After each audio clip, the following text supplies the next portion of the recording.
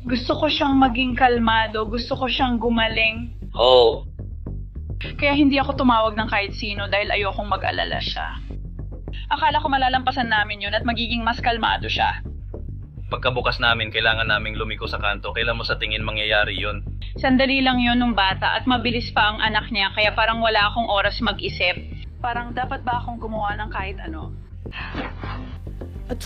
Matanda ay biglang namatay? Nalaman ng mga opisyal na may mas malalim na kwento ng matuklasan nilang 70 pounds lang ang biktima ng siya'y namatay. Kaya bibigyan kita ng isang numero para maintindihan mo kung bakit namin tinatanong yung mga ito. Kaya sa autopsy, nung iniisip kung ano ang kalagayan niya kinabukasan, 70 pounds lang ang timbang niya. Sige. 65 pulgada ang taas niya at ang body mass index niya ay nasa antas na kung saan sabi ng isa pang doktor, Alam ko na ganun siya. Pumapalya na ang mga organo mo at humihinto ang katawan, literal kang namamatay sa gutom. Nagsisimula na ang malnutrition at dehydration. Masusing sinusuri ang kasong ito. Sabi ng autoridad, mismong ina ng biktima ang responsable sa pagkamatay niya. Kung makakabalik ka sa nakaraan, ano ang babaguhin mo? Guro sa... Sabi mo, dadaling ko siya kasi pumanaw na siya ngayon. Narito ang Inside the Crime mula sa Law and Crime. Ako si Elizabeth Milner.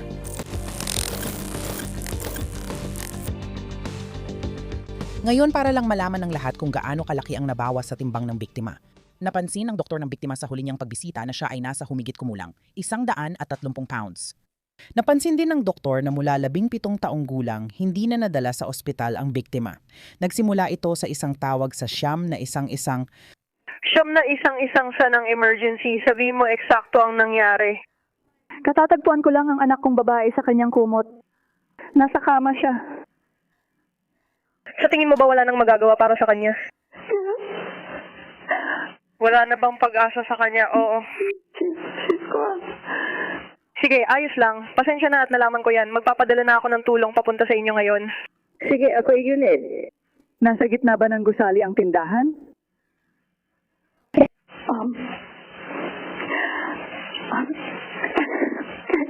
Okay. Sige, ilang taon na siya? 23.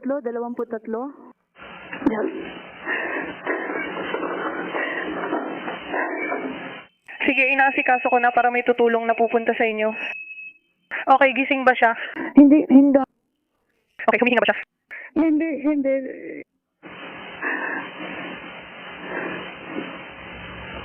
Sobrang lamig. Sige bro, ako yung pangalawa rito. Ginagawa ko lang paraan para matulungan ka. Hindi nakakainis ang mga tanong na to. Sa tingin mo ba wala nang magagawa para sa kanya? Oh, sa tingin ko. Yes, I do. Sige, kailan mo siya huling nakita kagabi? Before bed. At may sakit ba siya kahit papaano? Medyo pagod lang ba siya at hindi masyadong kumain itong mga nakaraang araw? Pero wala. No. Hindi nila palaging sinasabi sa'yo ang alam mo na. Okay. Sige miss, sabihan mo si Marish Flaggers tungkol dito.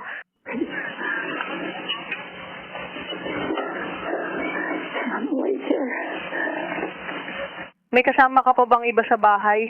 Wala. Sige, magpapadala ako ng tao para tumulong. Pakiiwan ang lahat ng bagay habang inaayos. May gusto ka pa bang ipagawa? Wala, salamat. Sige, pupunta kami agad. Gusto mo ba nang magbabantay sa'yo? Hindi, Mama. Sige, aling pintuan ang papasukan nila pagdating? Sa harapang pinto ipinapadala ang bisita. Nasa gitna ng pelikula ang isip ko. Ginawa ang tawag noong Enero 4, 2023. Kinilala ng mga detective ng Waukesha County sa Wisconsin ang tumawag na si Amy Laskowitz ayon sa korte. Kinumpirma ng mga emergency responder ang sinabi ni Amy sa telepono na ang kanyang anak na babae, 23 taong gulang na si Cora Laskowitz, ay wala nang magagawa ang anumang medical na intervention ayon sa mga dokumento ng korte. Kinumpirma ng mga emergency responder ang sinabi ni Amy sa telepono na ang kanyang anak na babae, 23 taong gulang na si Cora Laskowitz, ay wala nang magagawa ang anumang medical na intervention. Nakita ng mga deputy si Cora na nakahiga sa likod sa isang kwarto sa ikalawang palapag ng kondo. Doon lang nakatira sina Amy at Cora. Napag-alaman nilang si Amy lang ang nag-aalaga kay Cora dahil may matinding autism si Cora. Mukhang nagulat ang mga deputy sa itsura ni Cora. Napansin nila ito. Sobrang payat niya, lubog ang mga mata at pisngi niya. Sinabi ni Amy sa mga deputy na hindi siya nagtatrabaho noon dahil full-time siyang tagapag-alaga ng anak niyang babae. May isa pa, sabi ni Amy sa mga detective. Para sa akin, nakakagulat din iyon, dagdag pa niya sa mga deputy. Hindi lumabas ng bahay ang anak niyang babae mula simula ng COVID pandemic, kaya noong Enero 2023, tumawag si Amy sa Siam na isang-isang. Nagsimula ang COVID noong Marso 2020 kaya 3 taon na siyang hindi lumalabas ng bahay. Ayon sa mga dokumento ng korte, sinabi ni Amy sa mga investigador na wala namang kasaysayan ng medikal na problema ang kanyang anak na babae at hindi rin ito umiinom ng anumang gamot maliban sa mga bitamina o probiotics. Nang makita si Cora, sobrang payat siya. Sabi ni Amy, kumakain naman ng merienda ang anak pero hirap siyang kontrolin ang pagkain kaya lagi niya itong hinihikayat na ubusin ang pagkain. Sabi ni Amy, isang araw bago natagpo ang patay si Cora, nilutuan niya ito ng sopas na gulay. Pinatulog niya si Cora at paggising niya, natuklasan niyang wala ng buhay ang anak niya. Natural ba ang pagkamatay o aksidente? Inimbestigahan si Amy ilang linggo matapos mamatay si Cora. Ano ang normal na araw ni Cora? At siguro nag-iiba yon depende kung bata pa siya or habang tumatanda siya. Pero nung nagsimula na siyang pumasok sa paaralan, halimbawa, ano ang isang araw para sa kanya? Full-time ba siyang pumapasok sa school? May mga kaibigan ba siya? Oo, ibig kong sabihin kilala niya ang mga tao. Hindi ko masasabi ng mga kaibigan, alam mo yon, meron siyang mga special na kaklase o Nakikihalubilo siya sa kanila sa school. Parang kaya niyang makipaglaro sa... kitla hanggang sa abot ng kanyang makakaya. Alam mo, madalas ay gumagawa sila ng mga bagay ng magkakasama, pero hindi naman talaga sila magkasama, gets mo ba? Ginagawa nila ang mga bagay bilang isang grupo. Pero mahirap para sa akin ipaliwanag at kung hindi ka pamilyar, mahirap talaga, mahirap. Alam ko na bawat isa ay nasa iba-ibang antas. Alam mo, iba-iba ang kakayahan ng bawat isa, kaya siguro halo-halo talaga. Oo, malalaman mo kung sino ang tumutugtog at sino ang nanonood lang. Lahat ay masyadong marami para sa kanya kahit na ang kanyang laging mataas. Palaging gustong-gusto niyang pumasok sa paaralan at umuwi sa bahay. Alam mo yun, para sa kanya, napakarami talaga. Sobrang dami ng lahat para sa kanya. Kaya nung siya ay nasa high school, gagawin ba niya? Kaya nag-aral siya ng full-time? Oh, Part-time, full-time. full-time. Nagkaroon ba siya ng mga problema sa paaralan, sa pakikisalamuha? Oo. Oo, ibig kong sabihin pala kaibigan naman siya sa mga bata. Pero hindi naman ito tulad ng tinatangka kong magbigay ng halimbawa o kung ano man. Parang gusto talaga nila. Yung guro sa high school laging may outing. Sige. Pero para kay Cora, napakahirap nun kasi palagi siyang hindi tinatanggap. Alam mo yun, kapag umaalis ka sa lugar, minsan, pero ayos lang, sige na. Kaya sila parang lakas loob silang pumupunta, kaya maingay at marami talaga. Pero alam mo siya, sa tingin ko sinubukan niyang kayanin ang lahat sa abot ng makakaya niya. Pupunta siya o gagawin niya, alam mo yun. Pasensya na, pero nag-high school siya hanggang 18 anyos. Oo, at pagkatapos ay sinimulan niya ang 18 to 21 na programa. Pero nung panahon na pagdating ng 18 hanggang 21, tuluyan na siyang tumigil pumasok. Ayaw na niyang mag-aral kahit kailan. Tila tapos na siya at ilang ulit siyang pinuntahan ng guro sa bahay para hikayatin siyang tapusin ang 18 hanggang 21 na programa. Sige, hindi naman sa pilitan gagawin ko ba? Kailan siya huling pumasok sa paaralan? Bago lang, bago magpandemya mga Enero pa, tapos tumigil ang pasok sa paaralan noong Marso, kaya tama lang. Pagkatapos ng pandemya, limutin mo na. Yun na ang snow. At kung ano ang nangyayari pagkatapos ng pandemya? Hindi siya lalabas ng bahay at laging magsusuot ng mask dahil sa sobrang takot sa pagmamask.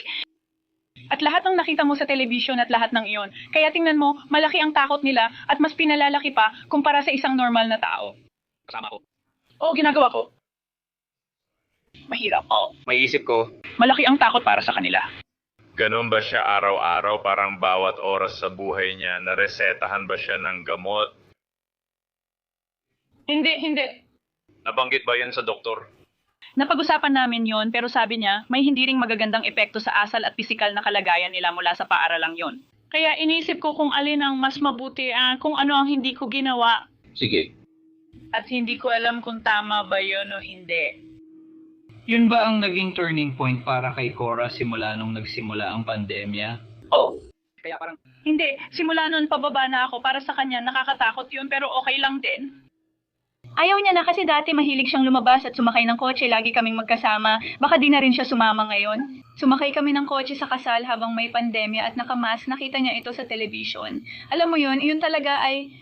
Oh. Dahil parang, Mula, alam mo yon, nagsalita sa bahay nung Enero. Nakuha ko yung ideya na parang may pagbabago sa ugali niya. yung pananaw niya sa buhay, alam mo yun? Nagbago ba? Paano nagbago ang relasyon niya sa'yo? Hindi. O si Sarah, hindi rin. Ayaw lang talaga niyang pumunta. Ayaw niya. Hindi ako papasok sa eskwela, hindi ako papasok sa eskwela, hindi ako papasok sa eskwela. Ang tanging issue lang niya ay ang eskwela, parang hindi talaga siya. Yun lang talaga, ibig kong sabihin. At kapag hindi siya pumapasok sa eskwela, ayos lang siya talaga. Mas kalmado siya. Ang layunin ko para sa kanya ay palaging panatilihin siyang kalmado. At kung tama man o mali yun, alam mo, baka nga mali. Pero yun talaga ang layunin ko, yun ang layunin ko. Palagi. Sige, ayos lang. Hindi ka na muna papasok sa eskwela. Alam mo yun, ha? May paborito ba siyang kamag-anak tulad ng pinsan, tita, tito, lolo o lola at may nasaktan ba siya? Nung mga panahong yun, meron kaming... Ang bayaw ko at asawa niya, kapatid ng asawa ko, ay laging dumadalaw tuwing linggo. Sige. Pero nagsimula siya, nung nagsimula ang pandemya, ayun na naman. Ayaw niyang papasukin sila, ayaw niya ng kahit sino, ayaw din niyang pumasok. Kahit mga miyembro ng pamilya. Hindi, pero pumupunta pa rin sila tuwing linggo. Ibig kong sabihin, pumupunta talaga sila. Ano ang dahilan ng pagkabahala kapag dumarating ang mga miyembro ng pamilya? Hindi lang talaga siya.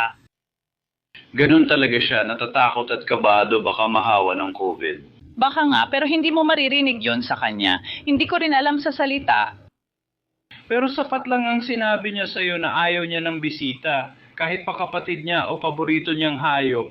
Kasi kapag nagsimula na siya, hindi mahalaga kung sinabi niya or hindi, kundi kung paano siya kumilos. Sige, kaya parang naging ganun.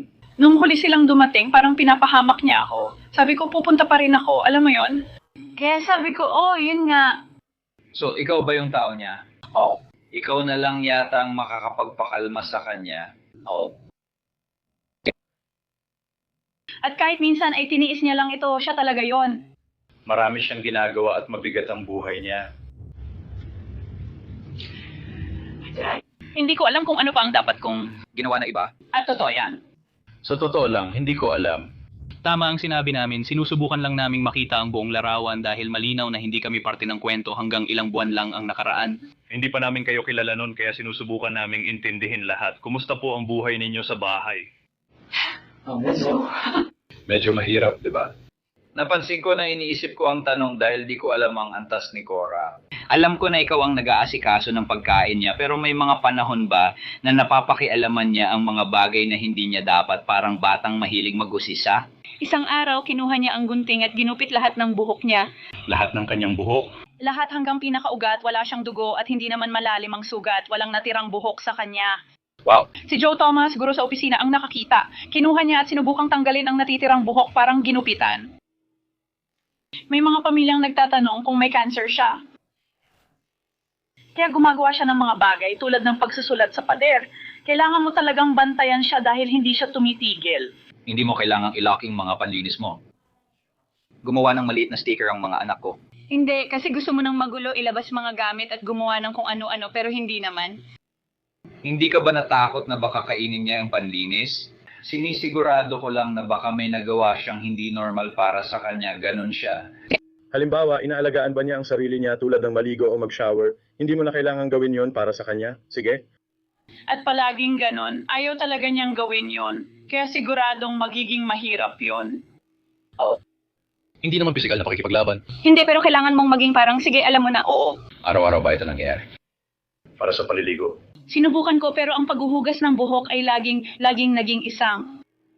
Minsan napapaliguan ko siya, pero minsan natataranta siya bigla. Kapag inaayos ko ang buhok niya, minsan tinitingnan ko lang ito. Pero may mga pagkakataon din na nagagawa ko. Depende talaga sa araw. Ha? Depende rin sa araw niya. Oo. Pero araw-araw ang paliligo. Ang paghuhugas ng buhok ay tuwing may pagkakataon akong mahugasan ito. Siya ay may downfit. Hindi ko alam, parang may tubig sa mga mata niya or kung ano man. Pero siya mismo ang nagbihis. Ibig kong sabihin sa ilang antas? Pero naiintindihan ko siya. At Alam mo, sa totoo lang, kung wala siyang gagawin, hindi ko, alam mo yun, hindi siya magbibihis, alam mo yun, wala talaga siyang gagawin, di ba? Parang lahat ng kailangan niya, maligo, damit, tanghalian, kailangan sa'yo siya dadaan. Oh, Mas marami pang malalaman sa autopsy ni Cora. Alam na natin. Nang unang makita ng mga pulis ang katawan ni Cora, napakapayat niya ayon sa isinulat ng medical examiner sa kanilang ulat. Lumutang ang mga buto sa balakang, tadyang at dibdib ni Cora sa ilalim ng balat. Napansin ng mga detective na lumitaw ang mga mata ni Cora.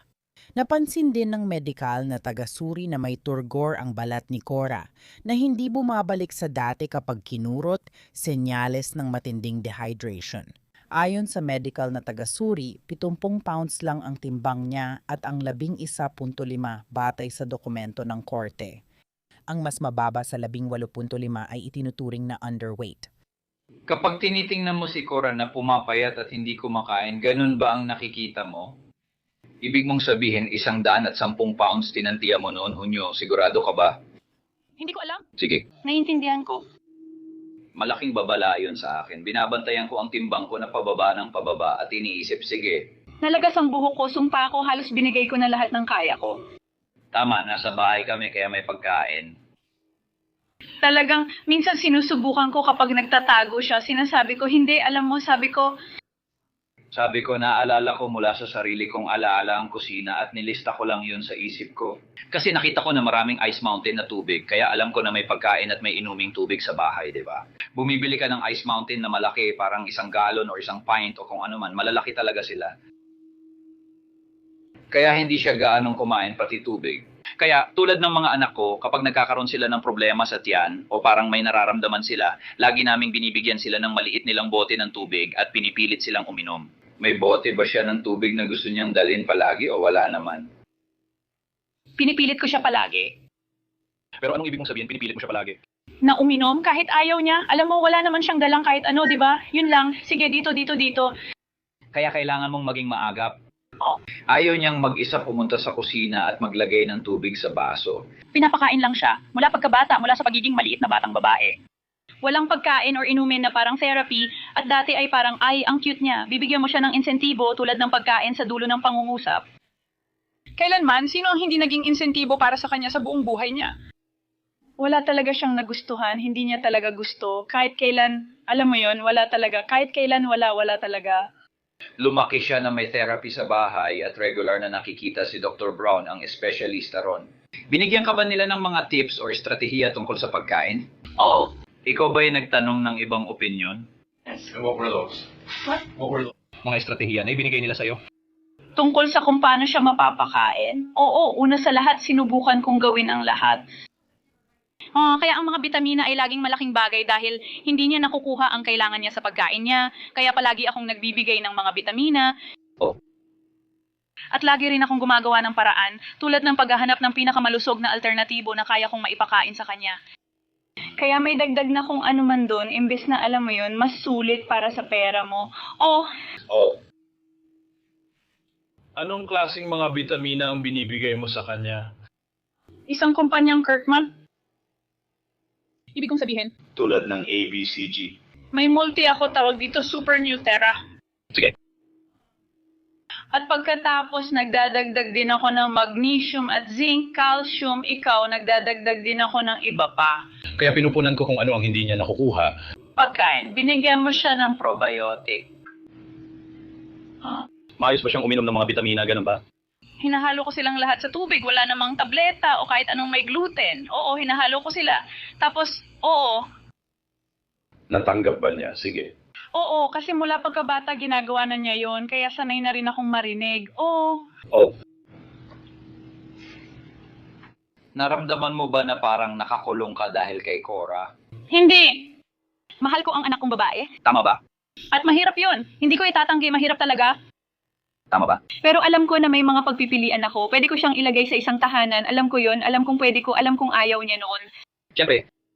Kahit nung high school pa lang siya, parang siya pa ang nagdadala sa kanila sa mga lugar na pwedeng tirahan nila. Hindi mama, manatili ka lang sa bahay kasi sabi ko, nagtrabaho ka ba? Hindi, manatili ka lang sa bahay. Pero siya... Parang ganun din kapag inaalagaan ng tumatandang magulang. Oo, tama. At nandun yung balakid na yun, di ba? Oo, mahirap, pero ginawa ko dahil mahal ko siya at alam kong wala siyang ibang trabaho, di ba? Hindi ako katulad ng iba, sasabihin ko sana. Sa totoo lang, lahat naman tayo, ibig kong sabihin, sinusubukan lang naming magustuhan ng Texas. Sabi nga ni Conrad, sinusubukan lang naming makuha ang parang araw-araw na larawan ng... Masyado akong mahiyain at di ko alam nararamdaman mo, pasensya na. Kaya mahalaga para sa amin na malaman kung anong mga pagsubok ang nararanasan mo araw-araw. Pero hindi ko siya sasaktan. Hindi namin sinasabi yon. Nag-aalala ako. Para sa buong buhay niya. Walang nagsasabi noon, sinusubukan lang naming malaman kung paano siya noon. Inaamin kong mali ang ilang desisyon ko. Siguro dapat inuwi ko siya pero ayokong mag-alala siya lalo. Siguro palagi ko talagang layunin na panatilihing kalmado siya. Kasi kapag na-stress siya, alam mo yun, kapag masyado siyang nababalisa, ewan ko, hindi ko lang talaga kaya. Mahirap yon para sa kanya at para sa akin na makita. Talagang mahirap. Naiintindihan ko, gaya ng sabi ko kanina, napakahirap talaga nun. Parang kulang pa ang salitang mahirap para ilarawan. Parang araw-araw mo na lang yon. Kahit pagpapakain sa kanya, parang malaking production na, di ba? Bibigyan kita ng numero para maintindihan mo. Kung bakit namin tinatanong yung mga ito. Sa autopsy, ginawa ang autopsy kinabukasan. Siya ay may timbang na 70 pounds, 65 pulgada ang taas niya. Ang body mass index niya ay nasa antas na iyon na hindi ako doktor. Ito na yung punto na nagsisimula ng pumalya ang mga organo mo at humihinto na ang katawan mo at literal kang namamatay sa gutom, pumapasok na ang malnutrition at muli ang dehydration. Hindi kita nilalagyan ng kahit ano, sinasabi ko lang ang numerong binigay sa atin. Pag tinitingnan ko yun, naiisip ko, bakit siya titigil sa pagkain? Alam mo yun, di ba? Ikwento mo kung kailan mo siya nililinis. Napansin mo ba? Kaya pumunta ako sa autopsy. Ako mismo ang pumunta doon at nakita ko ang balakang niya, ang mga tadyang niya. Pero hindi yun ang bahay niya, balakang o buntot ng buto. Ibig kong sabihin, ganun ang itsura. Hindi ko naman sinusubukang gawing masyadong detalyado. Gusto ko lang na makita mo kung ano ang nakita ko. Umabot na sa punto na wala nang pwedeng maging mas payat pa kaysa sa kanya at buhay pa rin. Wala nang natitirang mawawala.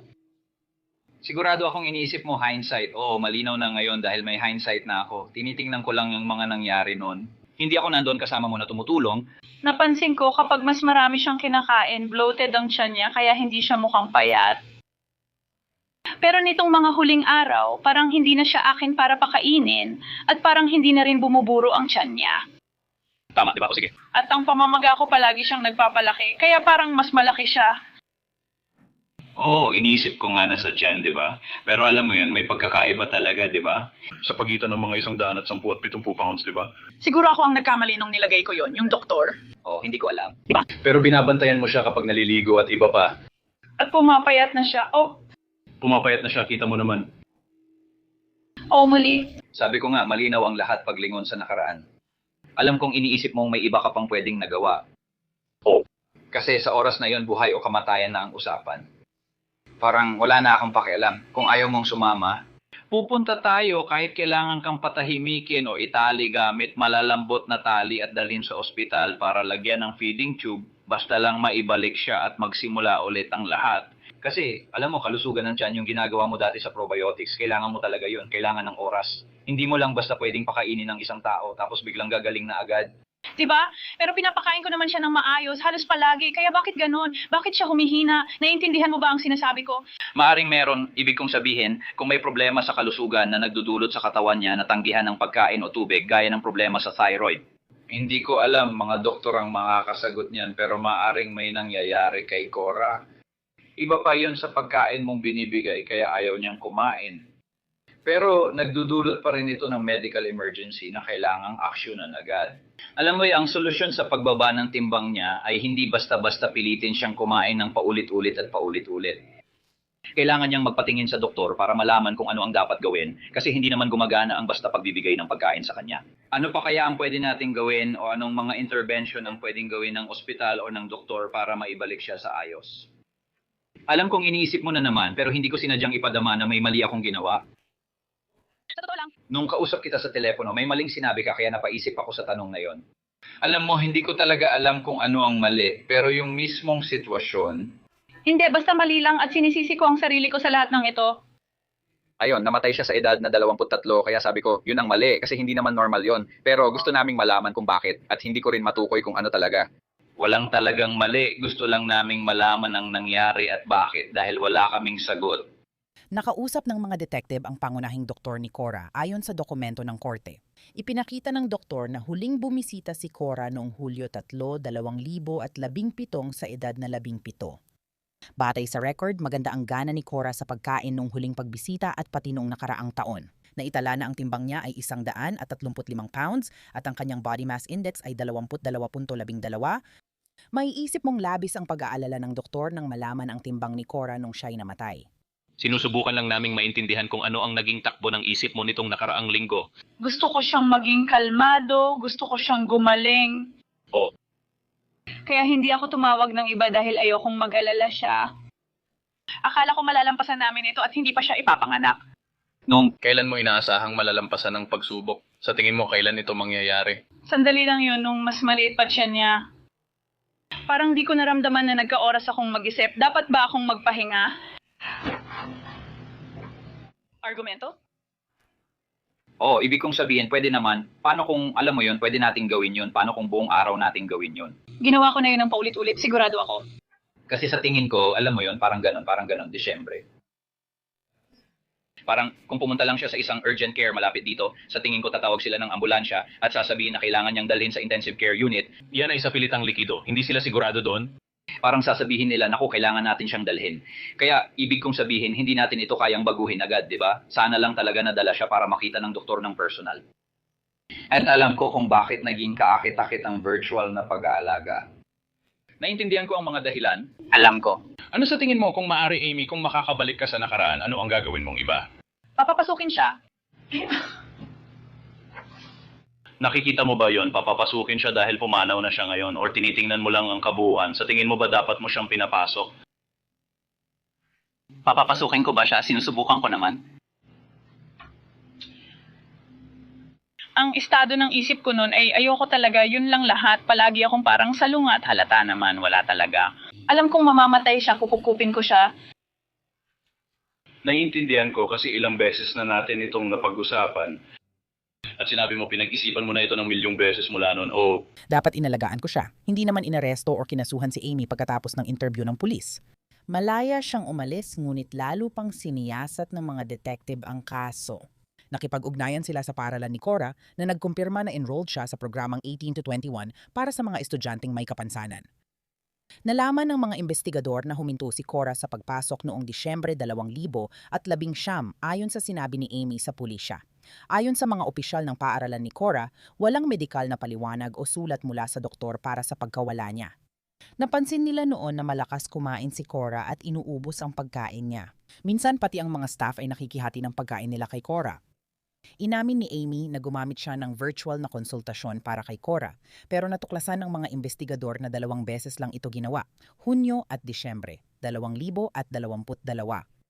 Hindi binanggit ni Amy ang konsultasyon sa investigador. Noong Hunyo at Disyembre, pareho niyang inilagay na 110 pounds ang timbang ni Cora. Nang makausap ng mga investigador ang doktor na nagsagawa ng online na consultation, sinabi ng doktor sa mga investigador. Sinabi niya kay Amy na kailangang makita si Cora ng personal para maobserbahan ito dahil ang huling virtual na konsultasyon ay ilang linggo bago siya namatay, ayon sa doktor. Kung nalaman lang niya na ang totoong timbang ni Cora ay 70 pounds, sasabihin sana niya kay Amy na kailangan nang dalhin si Cora agad sa doktor at makita siya ng personal.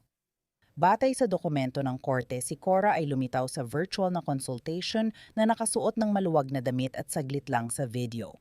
Dahil si Amy ang sumagot para sa kanya, ibinalik siya para muling tanungin makalipas ang ilang linggo, pero ngayon ay nakaposas na. Sige, malinaw na nandito ka ngayon, nasa kustodya. Gusto lang sana namin, kumbaga, alam kong ilang beses na natin itong napag-usapan at dinaanan. Hindi ako magsasalita ng walang abogado. Alam ko lang. Sige. Perfecto. Idodokumento ko lang yan sa form na ito, tapos titingnan natin kung si Doktor. Shield ay darating na rin agad. Hindi papasok siya ng 10 50 pa lang ngayon. Sumpa ko, halika. Kailangan ko bang tumawag ng iba o abogado? Kailangan ko bang manumpa? Kaya aakyat ka sa kulungan at pagkatapos haharap ka sa isang hukom. Maaring ngayong hapon pa lang o isang commissioner at sila ang magtatalaga. Ang commissioner ang magtatakda ng piyansa. Pwedeng pirma, pera o combination ng iba't ibang bagay. Magkakaroon ng abogadong tinatawag na kaibigan ng korte na tutulong sa iyo sa unang pagdinig na ito. Pagkatapos, ikaw na ang maghahanda para makuha ito. Sige, kaya hindi ko pa kailangan may italaga ngayon para sa Yung asal sa unang pagdinig. Oh. Kakasuhan ng pagpatay. Hindi. So ang mga staff, alam mo, ang reklamo ay pabaya nilang inilagay ang isang tao sa panganib ng pang-aabuso na naging sanhi ng kamatayan. Ang ilan ay kinasuhan ng pang-aabuso na nagdulot ng pang-aabuso. Na nagresulta sa kamatayan. Kaya Doon nagsimula yon. Napag-usapan na natin at ipapaliwanag pa ni Dr. Shield. Maraming bagay. Si Dotary ang hari ng bahay. Siya, ano ulit ang titulo? parang investigador siya, naging medical na official siya dito. Kaya hindi siya doktor. Dr. Shield, isa sa tingin ko may dalawa tayong doktor. Isa siya sa mga doktor na gumagawa ng autopsy at sa tingin ko siya rin ang pumipirma ng sertipiko ng kamatayan. Kaso ito ni Dr. Shield. Siya ang natasang mag-imbestiga, magsuri, ito pa rin ang tungkulin at iulat sa iyo bilang pinakamalapit na kamag-anak ang natuklasan. Kaya darating na siya anumang oras. Makikipag-ugnayan kami sa kanya at hihilinging pumunta siya rito para magampanan ang kanyang bahagi. Pagkatapos dadaling ka namin sa kulungan at makakahanap din tayo ng pagkakataon para magbanyo. May mga tanong ka ba sa amin? Hindi kita pwedeng tanungin tungkol dito, alam mo na, pero sasagutin ko ang kaya kong sagutin. Kailangan mo ba ng charger? Pwede mo bang iwan ang charger ko o kailangan nilang gumamit ng sarili nilang charger? Kahit sino pwedeng nandun? Kahit sino pwedeng nandun. Oo, pwede rin nilang gamitin ang sarili nila. Alam mo ba kung gaano kamahal ito? Nasa commissioner na kung magkano ang magiging paunang piyansa mo. Pinag-uusapan nila kung may kriminal na record ang tao, anong kaso at ano ang connection nila. Siyempre. Halimbawa, hindi ka naman yung tipong may mahabang kriminal na record.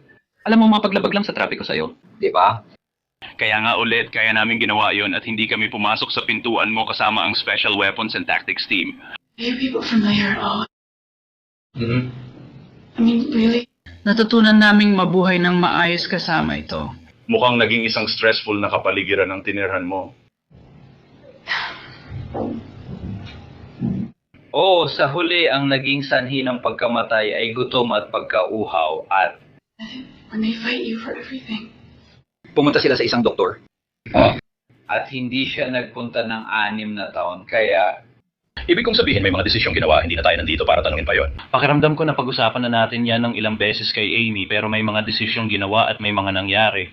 At yun, ibig kong sabihin kailangan nating magsagawa ng investigasyon tungkol dito. At hindi lang ako at si Detective Conrad ang nagpasimuno ng lahat ng ito. Ibig kong sabihin ko nag-usap kami sa medical na taga-suri at opisina ng piskal kaya kami napunta sa kinalalagyan namin ngayon. Humingi ka ng abogado, kaya hindi ko magagawa. Sabi ko, humingi ka ng abogado. Kaya hindi ko maririnig kung may mga nagpapagaan na kalagayan or condition sa bahay na naranasan. Ganon talaga sa kasamaang palad. May karapatan kang magkaroon ng abogado at hindi namin ito babaliwalain. Sige, hayaan mo akong tingnan. Kung may babae kaming malapit at available na pwedeng sumama sa'yo papunta sa banyo, dadaling ka namin doon agad-agad. Ang telepono ko ay... Nandito sa labas. matatagalan pa. Batay sa dokumento ng korte, napansin ng medical examiner sa autopsy ni Cora na walang ebidensya ng malignancy o infection na posibleng sanhi ng dehydration o malnutrisyon niya. Si Cora ay namatay dahil sa dehydration at malnutrition at ang sanhi ay homicide. Ayon sa taga-usig, si Amy ay hindi nakapagbigay ng sapat na hydration at nutrition sa kanyang anak. Si Amy ay kinasuhan ng pabayaang pagsailalim sa individual sa panganib ng pang-aabuso na nagdulot ng kamatayan. Nakapagpiyansa siya ng 10,000 at pinalaya hanggang kalagitnaan ng Agosto 2023 ngunit muli rin siyang pinayagang magpiyansa. Kaya malaya siyang makalabas habang hinihintay ang paglilitis ngunit hindi na siya umabot sa paglilitis. Noong Enero, nagbigay siya ng Alford plea na nangangahulugang nanindigan siyang inosente. Ngunit tinatanggap niya na maaaring kumbinsihin ng ebidensya ng Estado ang isang hukom o hurado na mapatunayang siya ay nagkasala lampas sa makatwirang pagdududa. Isinusuko mo ang karapatang magkaroon ng paglilitis. Maring gawin ang paglilitis sa isang hukom lang o sa hurado ng 12 katao na kailangang magkaisa sa pasya. Kapag nagkasala ka, nawawala ang karapatan mong manahimik at magagamit laban sa iyo ang pananahimik mo. Isinusuko mo ang iyong karapatan na gawin ang kabaligtaran nito at iyon ay ang magpatotoo sa paglilitis at magharap ng ebidensya. Isinusuko mo ang iyong karapatan na magpalabas ng sabina na nag-uutos sa mga tao na pumunta sa korte para sa iyo. Isinusuko mo ang karapatang harapin at tanungin ang mga saksi ng Estado, pati na rin ang karapatang patunayan ng Estado ang iyong pagkakasala lampas sa makatwirang pagdududa. Naiintindihan mo ang lahat ng mga karapatang yon? At isinusuko mo ang mga iyon? Oo. Kaya ginawa mo ang paratang noong Miyerkules, Enero 4, 2023 sa Pewaukee, Waukesha County, Wisconsin. Walang ingat mong inilagay sa panganib ang isang taong biktima. Naiintindihan mo, iyon ang paratang ng pang-aabuso na nagdulot ng pagkamatay ng tao labag sa batas ng Wisconsin. Oo, naiintindihan ko. At ano ang iyong sagot sa paratang? Ako ay maghahain ng Alfred plea. Kaya inaamin mong nagkasala ka sa ilalim ng kaso ni Alfred.